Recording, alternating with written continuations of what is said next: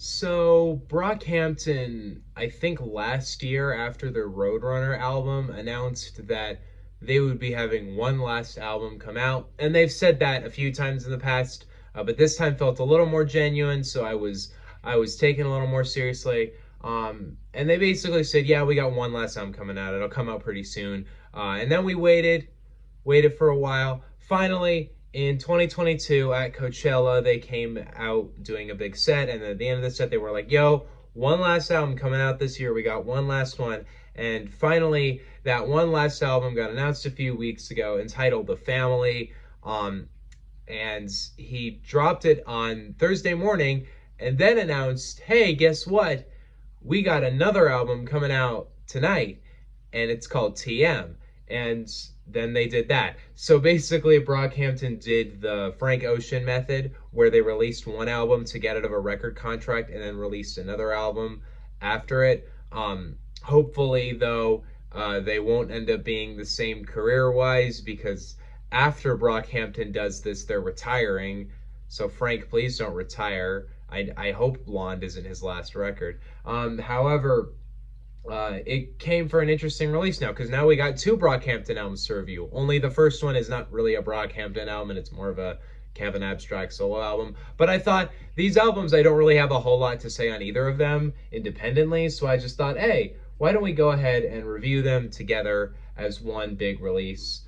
Um, so we're going to start with The Family, the first project of the two.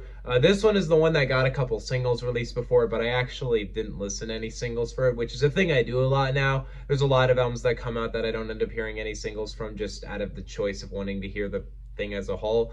Um, but yeah, this new release, it's about 35 minutes, 17 tracks. But yeah, pretty much the entire album is just Kevin Abstract's rapping. There's no features or anything on the project. And the result is something that's pretty good. The production on this album is pretty sample boom bap based. There's like tons of sampling, and most of these tracks are like pretty fucking short. Like most of them come in at under 2 minutes long. Uh, so it's a bit of a Mad Villainy effect, in the sense that there's tons of tracks in a really short amount of time.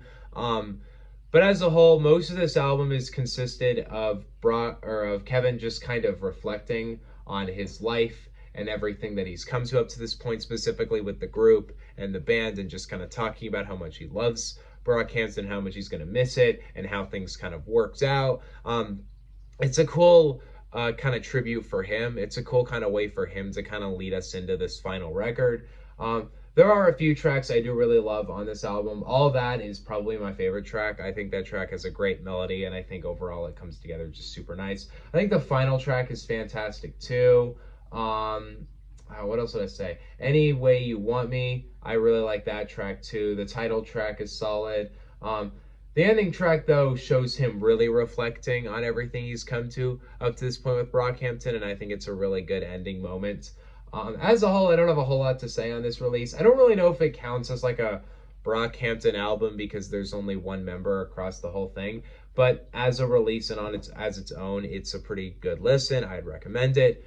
I'd probably go at it like an A- for that one. And TM is the actual Brockhampton album. It's about the same length, but way less tracks. Coming in at 11 tracks only, no features. And a lot of this album, to me, consisted of Brockhampton just kind of doing a couple final things before they head out the door. There's not a whole lot of moments on this album where they try anything that large.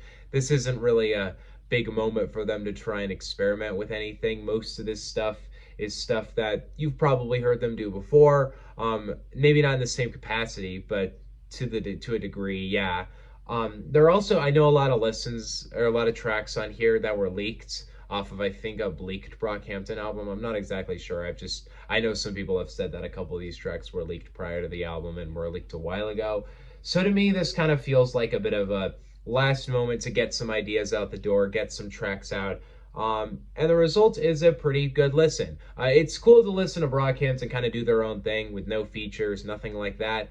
But the album doesn't really have a whole lot of time to really find itself to be as incredible as their other releases. It doesn't find itself to be nearly as big or as ambitious as Saturation albums are, or as intimate as Ginger is. It ends up just kind of coming there, having a few really fun moments, and then leaving. So as a result, it's not a top tier Brockhampton album for me, but it is a really solid listen front to back.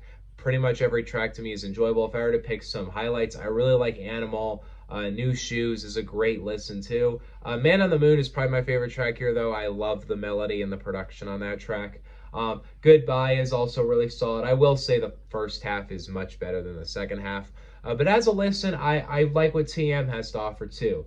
It's definitely an actual, it is a Brockhampton album. You have every member of Brockhampton coming together for this release. And it isn't exactly the most ambitious thing they've ever done. It's not a big release with tons of big features, but it's a kind of nice final moment. And I think maybe having this be the final release rather than them doing some big final album that's like an hour and a half featuring tons of different rappers or something like that, just doing something kind of low key and small, I think was a cool method to do it too. And doing a fake out surprise by announcing, hey, we have an album called The Family, and then we're gonna drop that and then just say, psych, we have another album coming out tonight.